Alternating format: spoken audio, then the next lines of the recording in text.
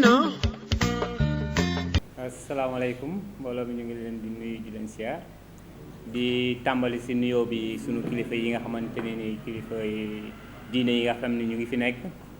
di nuyu président mouvement jàmm di nuyu yéen journalistes yi nga xamante ne ni yéen tey ji yéen a waral tey ji donc lii di dem di law di nuyu aussi tamit ñëpp ñoo xamante ne ñu ngi seetaan en direct aussi ñu ngi leen di nuyu bu baax a baax a baax voilà donc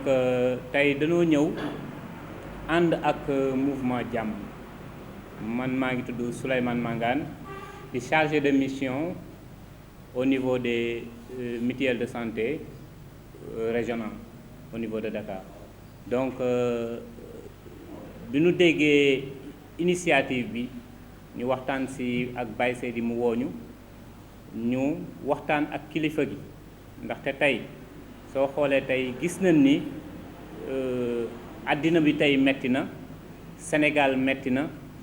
jeunes yi sonn nañu donc famille yi aussi tamit sonn nañu si ban côté si ban fànn muy fànn santé bi surtout donc bi nu waxtaanee kilifa gi mu rafetlu ko lool bëggoon a ñëw nag bëggoon teewee waxtaan bi mais yàlla def na ni comme que ñoom dañuy xaw a xat tuuti donc mu nekk feneen waaye mel na ni rek tey moo ngi fii ndaxte ñoo ngi fii voilà di wax ni tey soo xoolee suñu demee ci santé tey dañoo xam ni santé tey dafa cher parce que tey mel na ni tey ma am sama soxna mu feebar yàlla tey mu feebar ma jël yóbbu hôpital tey ma waroon a jël tey su ma demee hôpital lan laay jënd naa jënd ticket bu 5000 su ma paree gis docteur bi mu bindal ma ordonnance bi mën na doon juróomi junni mën na doon fukki junni su ma paree mu defal ma ay bilan yoo xamante ni nii war na ko war a mën a def donc tey loolu yëpp soo ko xaymaa mu doon xaalis bu bëri mu am benn programme boo xamante ni ñu ngi koy wax SEMI couverture maladie universelle nga xamante ni tey jii dina dimbali askan bi ànd ak askan wi ànd ak chef de famille si seen wàllu wér-gu-yaram ndaxte tey nit ki mënul liggéey nit ki mënul am jàmm tant que amul wér-gu-yaram donc su nee wér-gu-yaram nag dañuy wax maanaam si njëg li donc moo tax tey ñu ñëw ñu ni tey kat mutuelle de santé yi ñu ngi fi samp mutuelle de santé yi si gox yu nekk ak gox-goxaat yi ne tey képp koo xamante ni tey jii adhéré nga dugg nga état ne la tey soo duggee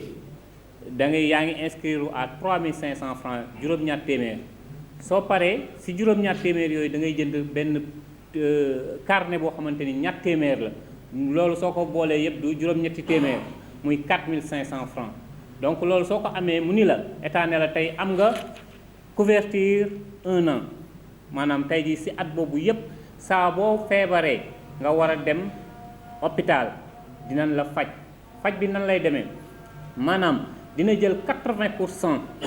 au niveau donc des postes de santé centre de santé ak hôpitaux yi mu ni dina jël 80% yooyu maanaam tey su fekkoon ni tey ji man tey bi may ànd ak sama soxna maa ngi fay junni moom bi muy ànd ak soxna mu ngi ñëw moom doo xoolee tey ñeenti téeméer sax du ko fay donc tey loolu soo ko boolee ci at bi man tey ji li may def ak moom li muy def da ngay gis ni dafa am différence bu baax te différence boobu noonu xaj na ci dund xaj na ci leneen moo waral tey ñu ni donc dinañ ànd ak mouvement jàmm ci lii nga xamante ni nii yëkkati na ko muy battre campagne ak moom ànd ak moom ci lépp loo xamante ni nii war na ko def donc ci wàllu mouvement yi association yi donc jeunesse bi éducation ak mbootaay yeeg ñëpp ñoo xamante ni nii dinañ leen mën a gis soññu leen waxtaan ak ñoom war leen ni carrément ñun ñoo ngi ànd ak mouvement jàmm fas yéene incha allahu rabbi donc jàppaleen bu baax a baax.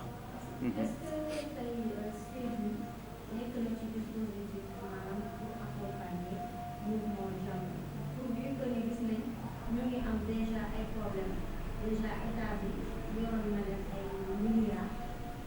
pour mën leen jàppale ci wàllu subvention ci domaine bi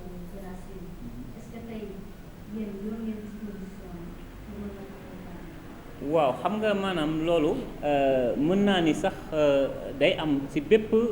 entreprise boo xamante ni nii mu ngi dund parfois mu am ay retard du ma ni sax ay problème mais ay retard la yoo xamante ni nii war na ñëw egseegul donc am na yoo xam ne egsi na am na yoo xam ne déjà décanté nañ ko parce que du ne semi du pour mouvement jàmm rek yamul ci mouvement jàmm rek pour askan wi la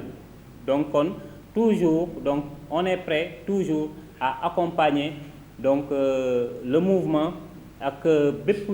famille boo xamante ne nii donc yaa ngi dund fii donc au niveau donc de notre pays. Action. Chers partenaires, chers représentants de la CMU, Monsieur Cheikh Diène, vice-président du mutuelle de santé, honorable invité,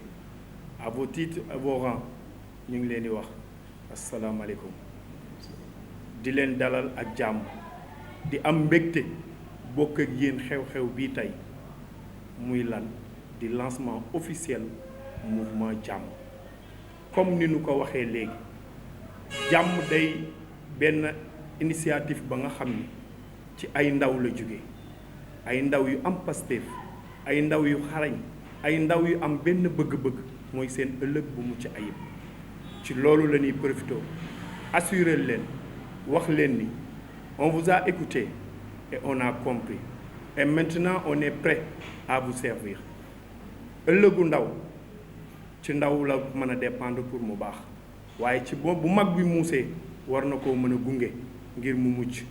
Seydina Limaamu mi nu yaakaar muy alayhi salaatu wasalaam daan na wax ni diine ja ndaw ña mag ñu muus ña ñoo koy fekk te ñun ci yooyu la ñu bëgg a doxe jàmm nag fas yéene na dox ci lii nga xam ni muy wàllum éducation di wàllum santé di wàllum formation et emploi des jeunes lii nag lu tax ñu choisir que dañoo xam ni boo bëggee am sa ëllëg mu baax foo nga am étude bu baax te gis nañ ni éducation bi sooke na ci lu bari mën nañ ci citer rek ñaar problème de manque de moyens des parents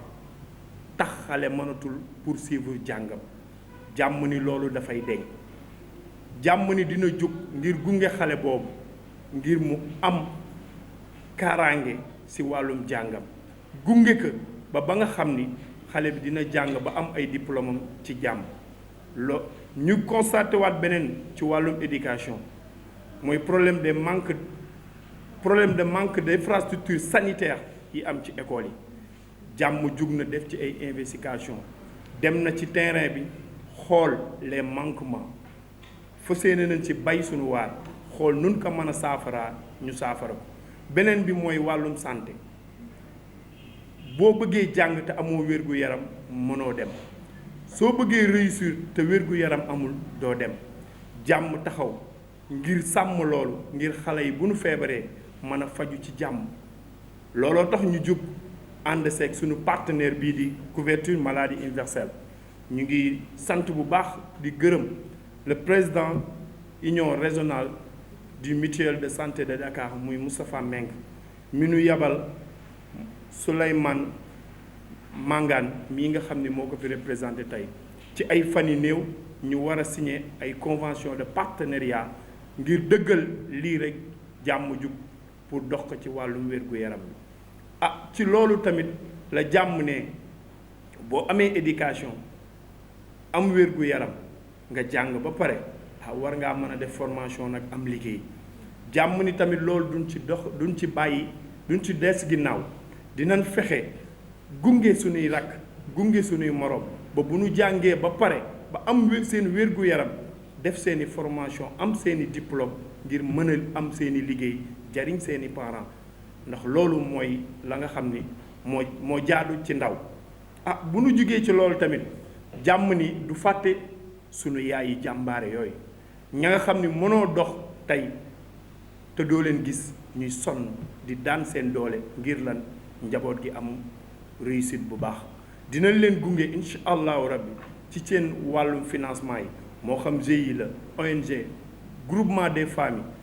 am leen yaqin ni jàmm fàttewu leen te dina leen gunge dina def le tout xool fan la mën a jëlee ay moyens mu teg ko ci seeni loxo ngir ngeen mën a am seeni projet yu baax ci loolu lañu mën a wax ni lii la jàmm pare pour liggéeyee ko jàmm nag du Baye Seydi jàmm du Mariama jàmm du Alassane jàmm ay mouvement la ba nga xam ni ay jeunes yu dynamique ñoo ko composé ngir seen ëllëg gu mucc ayib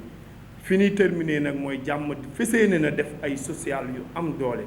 fii ci dëkk bi ak fii ci àdduna bi ngir lan ñoñal xeex wàllum pauvreté bi nga xam ne mi ngi commencé gane ci sunu réew te bokkul ci ñun lii mooy mouvement jàmm di gërëm bu baax nos partenaires yi ñu mën a citer rek mooy ñu ay ndaw yu am Pastef yu jub ngir xeex ñoom tamit seen ëllëg ñu mën ci wax mooy électricité compagnie di ay jeunes yi nga xam ne liggéey nañ ba créer seen entreprise ngir liggéey ngir jariñ seeni dëkk ñu ngi leen di gërëm bu baax Touré Sandial di ay jeunes tamit yu am Pastef liggéey ñoom tamit ngir jariñ seen dëkk Lou'Bess TV suñuy partenaire lan ñoom tamit di ay ndaw ñu ngi leen di gërëm bu baax CMI couverture maladie universelle ñu ngi koy gërëm moom tamit bu baax Hôtel C Salim ñu ngi koy gërëm moom tamit ci jàppale bu baax foog naa ni lii moo taxoon jug mouvement jàmm di déglu quelques questions yu bu amee rek ñu ramasser doore benn bi nekk bi ndax jàmm local la wala jàmm Sénégal wala jàmm Afrique ndax Cambérène la yem. merci El Mag dinaa sawar ci tontu sa question boobu ndax jàmm fas yéene na liggéey au niveau national ak au niveau international ndax ñun ñoo opté ni dañoo bëgg sunu ëllëg bu mucc ayib kon duñu ko yemale fii dinañ xool fan la ñu mën a jëlee ay moyens ak fan lañ mën a décrocher ay partenaires ak fu ñu mënti ne dina leen fa fekk incha allahu rabbi ngir servir Sénégal incha allah. question bu mujj bi mooy bi ko lancé bu nekk dëkku diine ndax seen programme bi am na ay actions religieuses yoo xam ne nan ngeen ko def mel ni appel ak yeneen appel ndax am ngeen ci jël matukaay jàmm. merci question boobu tamit question bu may neex la parce que jàmm tamit fas yéene na nekk mouvement bi njëkk bi créé bibliothèque bu Laayeen fii ci Cambérène loolu tamit duñu ci des ginnaaw te dinañ ci dox ngir mission boobu ñu réussir ko te bëgg nañ tamit bu événement diine amatee muy appel que ce soit muy appel muy màggal muy gàmm jàmm dina ci participer ba gis ni jàmm feeñ ci moo aussi événement phare bi am ci dëkk bi. ñu lay delloo si te dama doon laaj ndax jàmm c'est purement social wala dafay dem ci côté politique. wax fii ñu nekk fii ci réew mi mënoo fi taxawal dara te ni doo liggéey politique c'est impossible bu jaree ñu dem ci ñoom ngir décrocher suñuy marché ngir servir jàmm incha allahu rabbi dinañ ko def mais jàmm li la mën a xamal mooy tëjul porte yi ngir kenn da ko ubbil ñëpp ngir lan sunu ëllëg bu mucc ayib bi nu woote kon jàmm xamal ni dina liggéey ak politiciens yi incha allahu rabbi.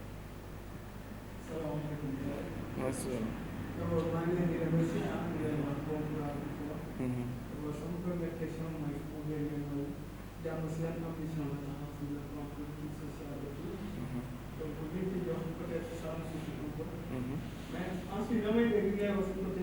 éducation santé emploi des jeunes et beaucoup de trucs donc foofu bëgg naa xam jàmm ban fit la am bu bëgg jàppale ñu ci côté boobu côté financement la est-ce que vous êtes prêt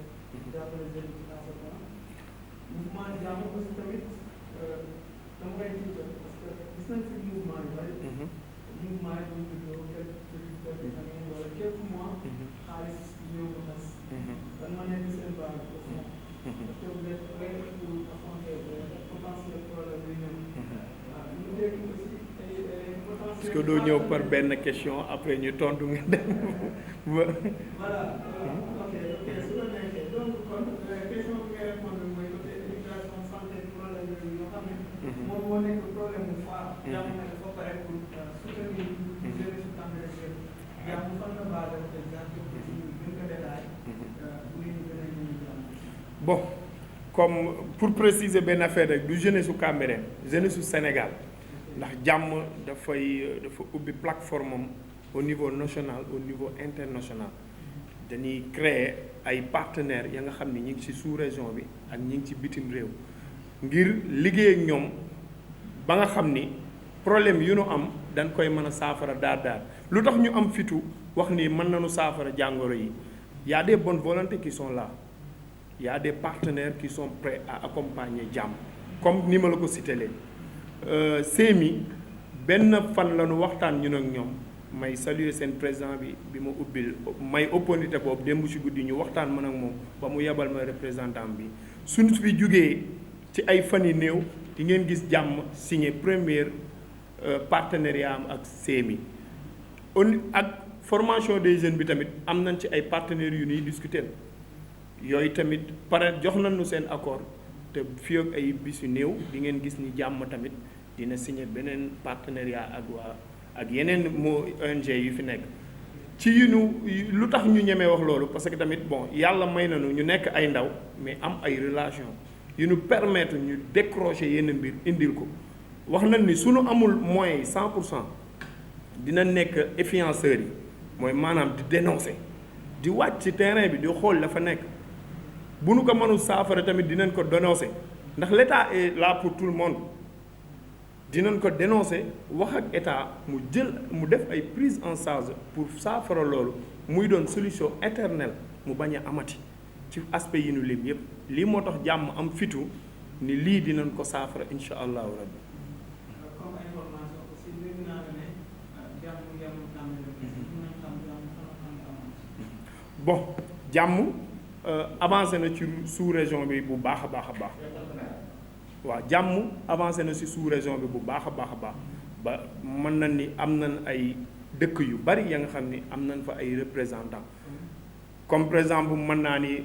Mbour Thiès ak Kaolack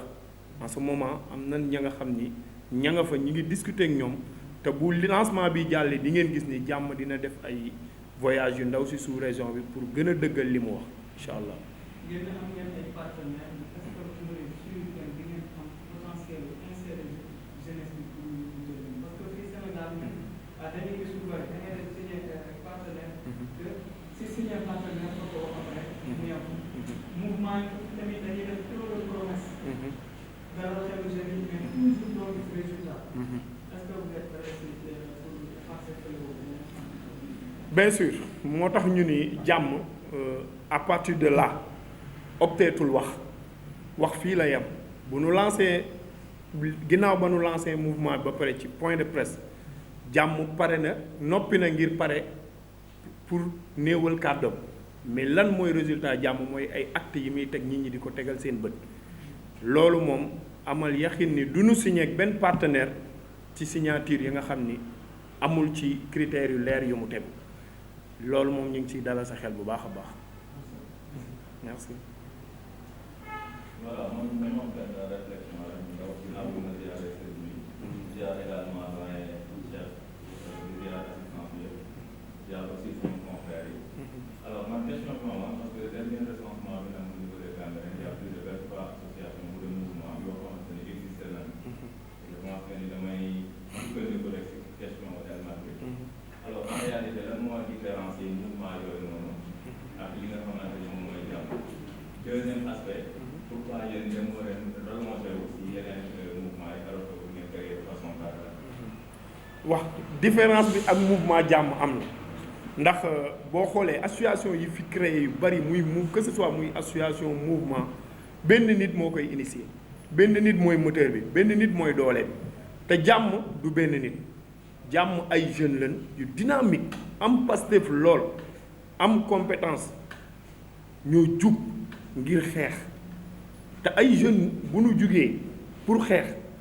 bu dee lu dëggu la am nañ yaqin ni dina avancer kon ñun ak mouvement yooyu ak association yi am nañu différence ndax nous sommes ñun limité wuñu danoo pare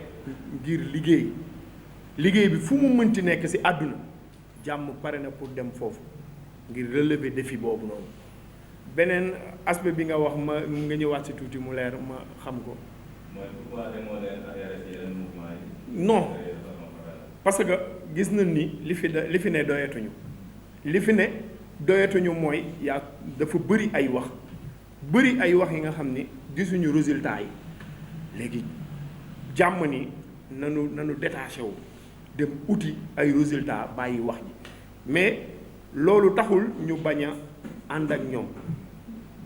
dañu ubbil suñuy porte ñëpp bépp association wala mouvement bu fi nekk boo soxlaa jàmm day liggéey ak yow te bu nu amee projet ba nga xam ni war nañ ko mën a jox beneen mouvement mu dooleel lañ non dañ ko koy jox ndax tamit mënoo nekk ci gaal di ñaan mu suux dañuy ñaan ñun ñëpp am benn objectif mooy Sénégal jëm ca kanam lii moo tax jàmm ni day jël yoonu boppam mais bëgg nañ tamit lu nu jël suñu yoonu bopp dajeek ñoom ci voie bu légal bi. Bon, sama dernière question, ku xam Baye Seydou xam relation ak Thiawlaye. Donc à présent, est-ce que ñun mënuñu jàpp ne tey Diouf Sarr moo nekk si ginnaaw mouvement bi wala Thiawlaye de manière générale. nag ma may opportunité sax ma nuyu sama kilifa googu lu waay bañ nit tamit bu la defalee lu baax da nga koy nangul te soxna Yaafaati ak borom këram muy Abdoulaye Diouf Sarr monsieur le ministre danoo def lu ne ngir man nag defal nan ma teraanga defal nan ma la nga xam ni tamit du ma ko fàtte mukk ci àdduna mooy lan ñoom ñooma mooy opportunité ma xam point yu sensible yi ñoom ñooma mooy opportunité mooy dugg ci kër di xam nit ku ñàkk nan lañ koy dimbalee ak boo koy dimbali ci nan ngay jaare kon ñooñu du ma noppi di leen gërëm te di la wax ni réeroo ma ak ñoom ci lii dara nag réeroo ma ak ñoom ci lii dara mooy ba mu amee dem naa toog ak ñoom ñaar ñëpp expliquer leen mooy danoo jug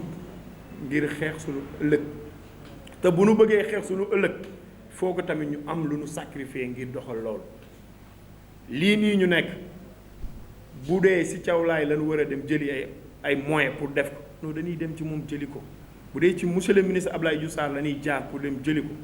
moo dañuy dem jëli ko mais mouvement bi jàmm la les amis de Diouf Sarr la kon am na différence loolu moom ñu ngi siy dal sa xel bu baax a baax a baax merci.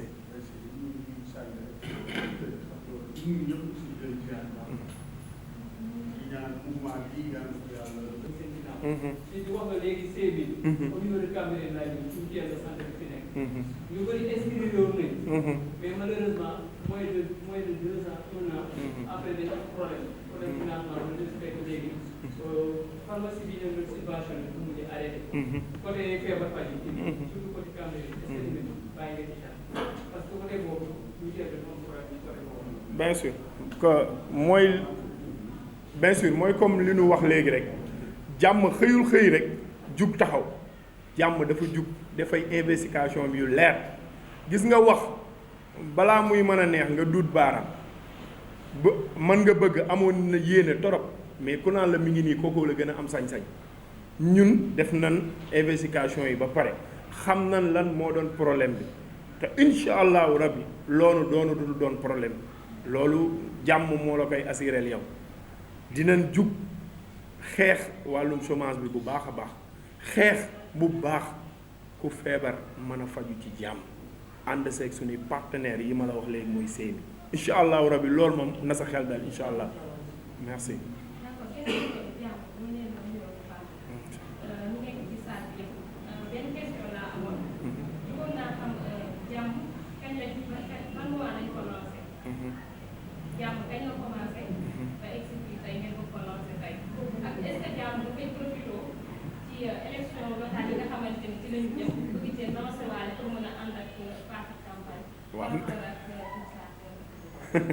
merci maa ngi rafetlu sa question bu njëkk bi bu baax a baax a baax waaw mooy comme li la wax jàmm avant ñuy taxawal lii dañu liggéey bu baax ci suuf nag togg ko ba mu ñor bu ma nee la 2 ans ngi nii ñuy préparer lii doo ma gën te loolu mooy dëgg ci ndax da nga war a nekk nit ka nga xam ni boo préparer benn mbir booy préparer benn mbir da nga ciy jël sa temps waxtaan seen ñi ngi ci war a waxal di profité ci occasion bi di nuyu suñu kilifa diine ak le chef de village ak ñi leen di jàppale ñun ñëpp dem na nag ñoom waxtaan ak ñoom ñu jox ñu seeni conseil génn ci biti xool ñu ëpp expérience waxtaan ak ñoom ñu jox ñu seeni conseil ba lii tey mën a taxaw kon loolu moom ñu ngi lay assurer ni jàmm commencé na liggéey bu yàgg avant lii di ñëw tey dafa nekk la nga xam ni nag dafa jot ngir ñu ngénte ko génnee ko ngir mu mën a doxal.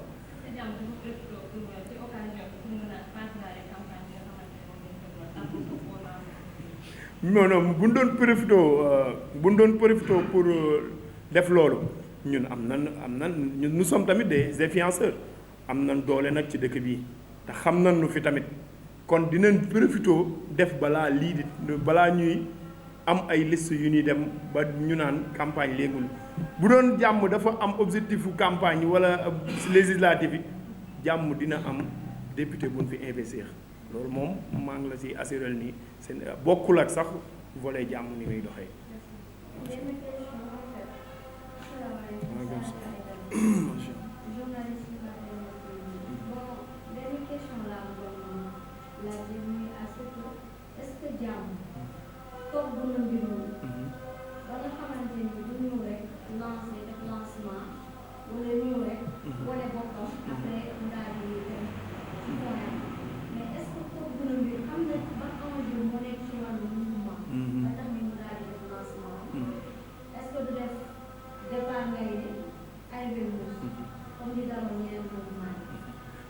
ñu ngi lay dalal sa xel soxna si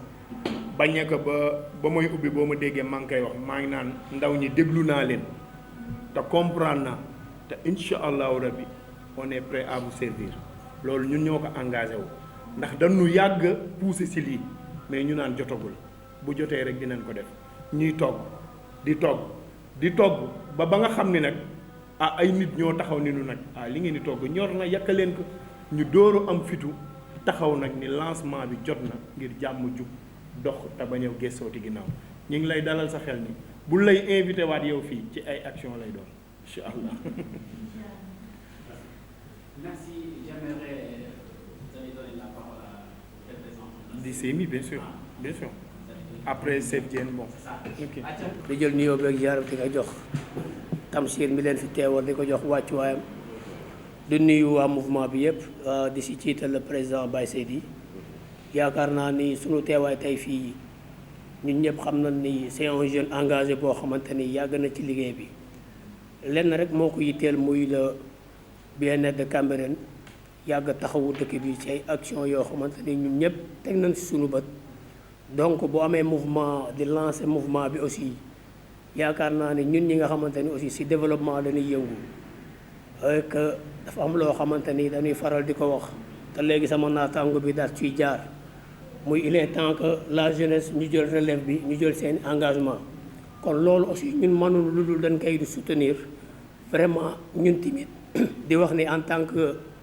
le coordonnateur de mouvement du Cambérène moo ñu ñor ñun ñi ngi adhéré wu ci mouvement plateforme jàmm ji yaakaar naa réeroowuñu ci dara ci boobu léegi liggéey bi fi mu ci toll ak fi nga xamante ni moo ci tey am na xat-xat yoo xamante ni moo tax mais tey mbooloo mi waroon na mën a ëpp nii sax mais di wax rek ni leen nit ñi il est temps que ñu xam ni jeunesse bi aussi dañu jël seen engagement may wax ni lancer benn appel autorité yi que ñu jàppale la jeunesse accompagner leen seen initiative yi ñuy jël parce que boo xoolee lu néew loo xamante ni am na ci dëkk bi li fi lu ko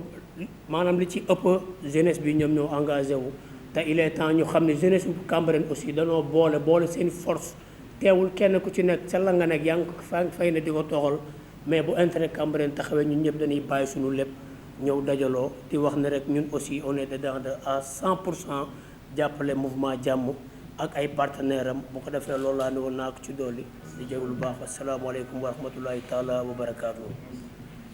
nuyoo bi sëriñ bi Chérif Tamsir Lahi mu jotal na nuyoo bi maamam ju tedd ji Mouhamadou Mokhtar Laye xalif général des Layènes ak mboolem xulafaa yi ci réew mi yëpp di nuyu suñu partenaires yi fi nekk yëpp di nuyu responsable ou bien gérant mouvement jàmm di Seydi ak jigéen bi mu ci àndal yëpp di wax ni ñun ci partenaires yi lañ bokk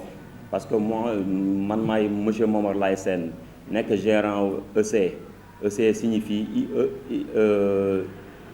Electricity Company c'est en anglais Electricity Company parce que lu tax ñu def ko anglais sax en fait ku ne xam na ni anglais c'est la langue universelle et puis que lépp lu ndaw di sumba jamono jii rek na ca boole anglais informatique parce que si nécessité yi nga xamante ni jeune da ko war a man si dans ce monde d'aujourd'hui ci la bokk ñun ñu nekk nag ay partenaires avec mouvement jàmm li Seydina wax ngeen ko doon posé ne vous inquiétez pas ci loolu parce que tey jii nii li mu wax dafa étape par étape la bu weesoo éducation ndaw lu jaar ci éducation ça veut dire enseignement général pare def ay formation ku ko def kooku nag ku ne xam na ni bu après mu looloo métier waaw parce que tamit buñ nee jeune am manque d'emploi des jeunes buñ ko waxoon ku amul métier mënoo cee bokk bu ñuy wax manque d'emploi ñi am métier te amuñu lu ñuy def moo tax ñuy wax kon après enseignement général ndaw li mu war a suivre mooy def formation professionnelle am ci lu mu qualifié loolu nag moo tax ñu ñëw nekk partenaire ak mouvement jàmm bay nag ci sa weewu tànk affaire bi c'est international c'est national mais nag lépp lu mu manti der fi ni suñu dëkk la ñuy tàmbalee moo tax ñu ñëw ñun taxaw pour nekk ci wetam pour jàppale ko ci loolu noonu bis bu demee ba am ndaw yo bis bu demee ba xamante ni moom li mu sumba am na ci ndam ndaw lu ñu jox bu soobee yàlla ñun dinañ ci def suñu kéemtalaay kantan parce que tamit on est jeune comme lui mais on a eu la chance xam nga def formation am diplôme bi ñu ci war a am xam nga de vécu expérience professionnelle ci au niveau des grandes entreprises ba tey jii ñu yor suñu compagnie bopp nekk gérant bi œuvre bi ngeen di jàkkaarloo di mausolée Seydina Issa Rouhou Laye man sama compagnie moo ko installé ak ay jeunes yoo xamante ni ñëpp ay doomu Cambérène lañ woon ak yeneen œuvre yoo